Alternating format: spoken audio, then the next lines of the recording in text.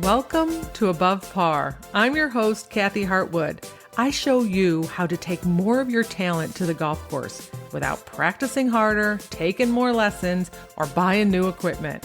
I show you how to end the frustration of underperforming so you can start playing to your potential.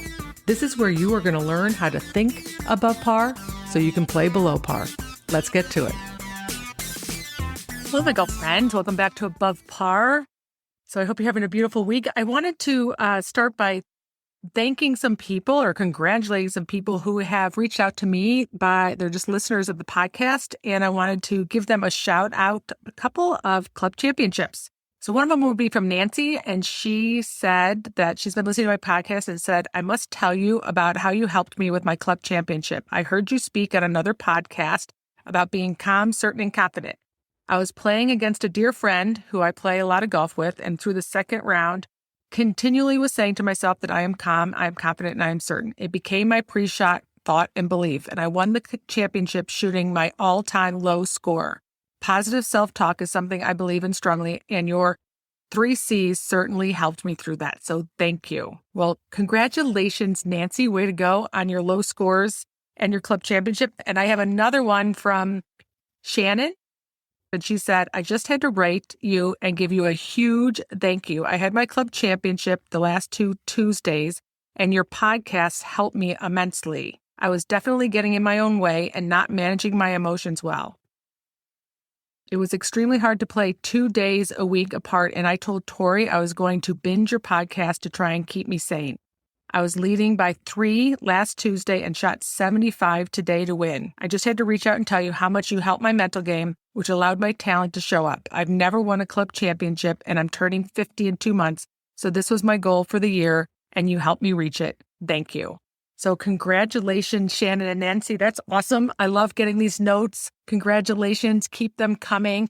I think so many people find a tremendous amount of value, but just by listening to the podcast, because I do get little posts and notes and messages and emails, but going out and winning a club championship for sure, especially your first club championship, is definitely a huge accomplishment. So I'm glad you were able to listen, binge listen to the podcast and get a lot of value out of it. So definitely a lot of you are sharing it with a lot of your friends who are struggling on the golf course, and I appreciate that tremendously. So keep sharing it, keep listening, re-listen to it if you have to. All of it will help you. It helps your brain just expand and start hearing it in a different way. You'll get some little nugget out of it. Maybe you might not like some of them or they might not relate to you, but you'll find something in there that you'll find that'll be of value for you at just the right time. And maybe at one of those big tournaments this year or your club championship. So congratulations to Nancy and Shannon. It's awesome. And thank you so much for sending me a note and sharing that with me. So today, I wanted to talk to you about golf shame and what shame is. I'm going to talk a little bit about the definition of shame, how it shows up on the golf course, the role that it plays for you in your round and your experience. And it's something that is really common. Shame is one of those things that we all have a tendency to experience. And it's one of those heavy emotions that can take a long time for us to process and to deal with. And we can layer on other emotions on top of it. We can layer on some anger and some judgment, especially if shame is underneath there. It hangs out with us for a lot of holes. It can hang out with us for a long time after a round. And when it's hanging out with us on the golf course, then it starts to affect more holes and more shots. And they start to add up, or we can have some blow up holes in the middle, or we can have a stretch of holes that aren't so great. And it all started from some thoughts that we had that created some shame. And it can become a little bit of a habit in our language and the way that we talk to ourselves. And so I wanted to address it a little bit today here. So one of my best favorite resources, I guess, for shame is Brene Brown. Because she's done a lot of research on perfectionism and shame and a lot of different emotions. And her definition, actually it was a definition that came from some of her research. It says that shame is the intensely painful feeling or experience of believing that we are flawed and therefore unworthy of love, belonging, and connection. Right? And some of you are going, yeah, I don't know about that, Kathy. Like, how does that show up on the golf course? So I want to give you some examples. Shame is going to show up for you on the golf course as anytime you hear yourself saying something about you being bad. It's basically saying, I'm bad. I'm not good enough. In any way, shape, or form. And it can disguise itself in a lot of different ways. It's a totally different saying or thought than saying, I hit a bad shot. I did a bad thing.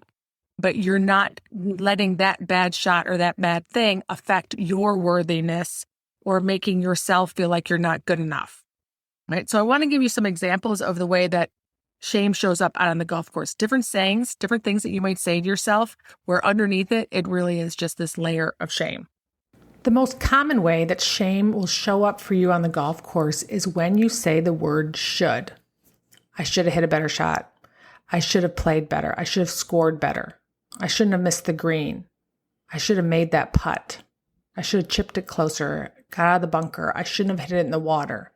Should is one of those big words that when it pops up is really going to be a layer of shame. It's you saying to yourself, I could, but with blame.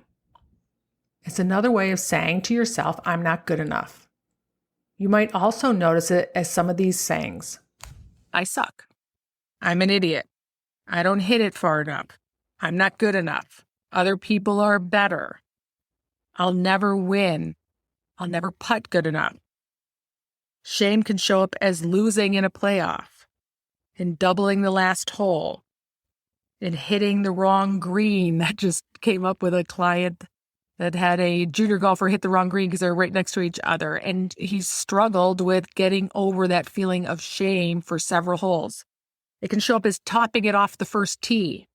It can show up as not knowing the rules. This is a big thing. I think a lot of people prevent themselves from going out there and playing because they don't feel like they know the rules.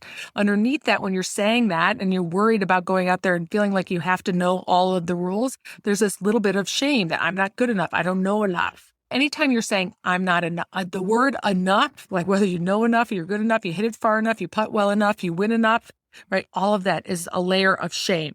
Shame is leaving the club after a bad round and not engaging with the people at the golf course. Shame could show up as I have work to do. I have to practice more.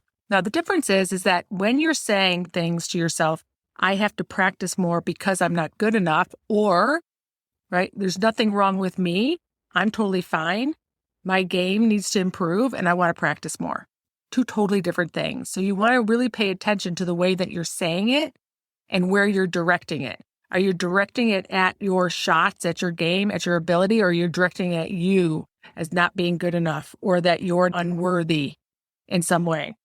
The thing about shame that's interesting is that especially when it can show up as leaving the club after a round and not wanting to engage with other people, is that it likes to hide and be in silence. We don't want be in silence. We don't want other people really to know about it.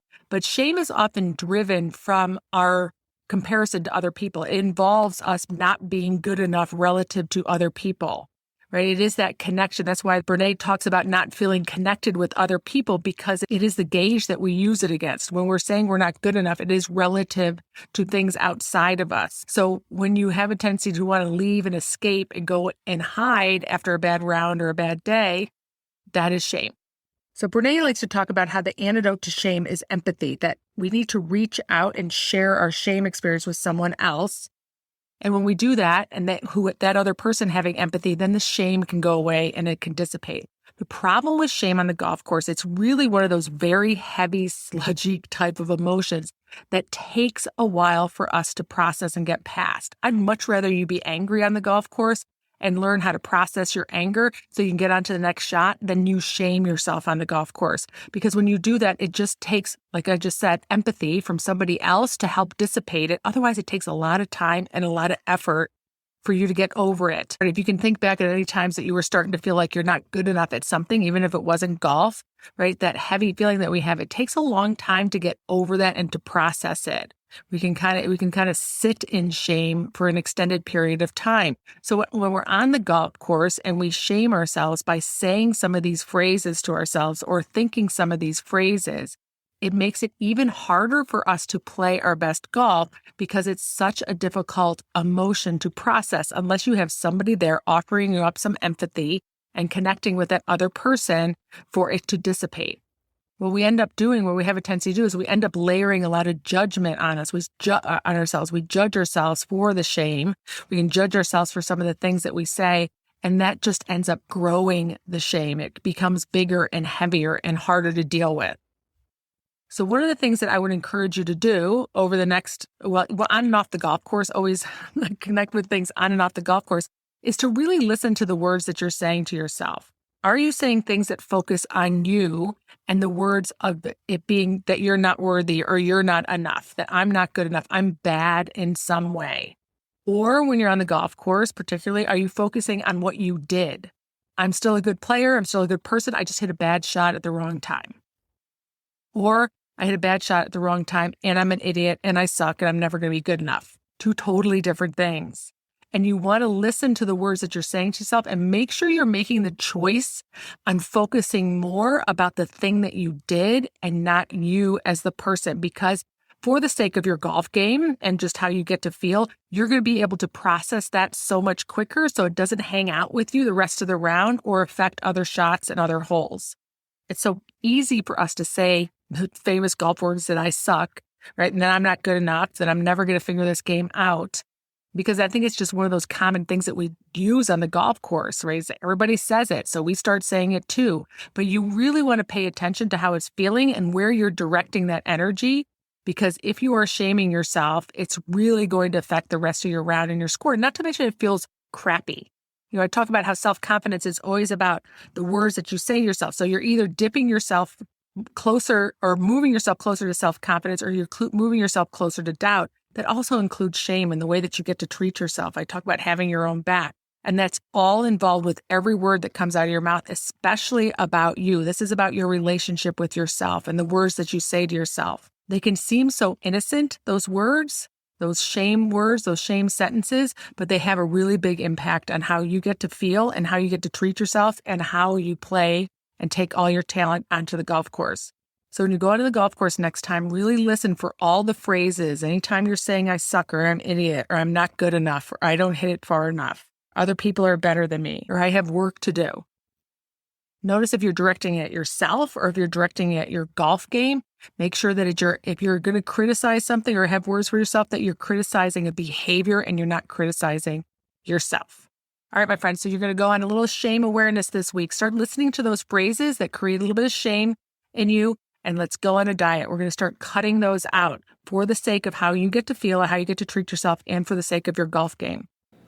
And listen, I love hearing your success stories. So please send me a note, send me an email. You can reach me at Kathy@kathyhartwood.com. And if I can help you at all with any of the shame that you have going on with your golf game or your life, please reach out to me at Kathyhartwood.com. Have a beautiful week, and I'll talk to you next Wednesday.